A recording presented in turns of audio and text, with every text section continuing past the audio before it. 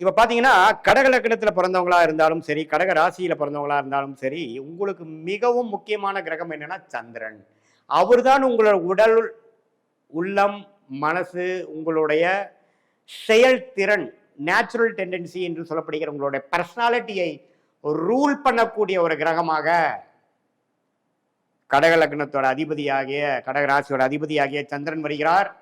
அவர் எந்த அளவுக்கு திருட்பலம் பெறுகிறார், ஒளி பெறுகிறார்.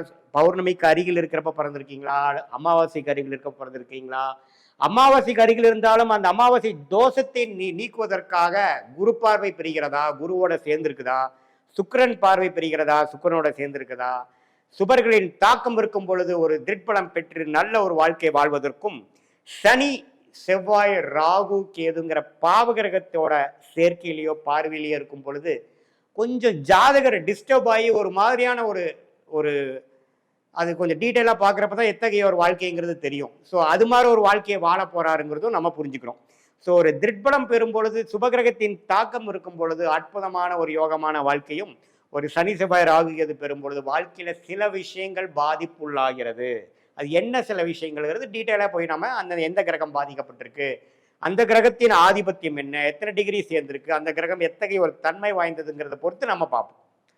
ஸோ சந்திரனுங்கிறது மிகவும் முக்கியமான ஒரு கிரகமாக தெரிந்து கொள்கிறோம். கடகலக்கணம் கடகராசிக்காரர்களுக்கு ஓரளவுக்கு ஒளி இருக்கும் பொழுது நல்ல வாழ்க்கையும், ஒளி குன்றி இருக்கும் பொழுதும், ஒளி இல்லாத கிரகமாகிய பாவ கிரகமாகிய சனி செவ்வாய் ராகு இருக்கும் போதும் பாவத்துவம் அடைந்து பாவக்கர்மாவை கழிப்பதற்காக இந்த வாழ்க்கையில சில நேரங்கள் நம்ம செலவிட வேண்டும்.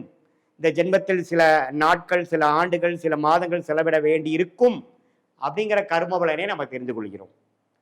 அடுத்தபடியாக மிகவும் முக்கியமான ஒரு கிரகம், யோகத்தை கொடுக்கக்கூடிய கிரகம், வரவேண்டிய தசையான கிரகங்கள் செவ்வாய், குரு. செவ்வாய் ராஜயோக அதிபதியாக வருகிறார். எப்பவுமே ஒரு லக்ன ராசிக்கு 5ஆம் வீட்டு அதிபதி, 9ஆம் வீட்டு அதிபதி தான் ராஜயோகத்தை கொடுக்கக்கூடிய ஒரு கிரகமாக வருகிறார்கள்.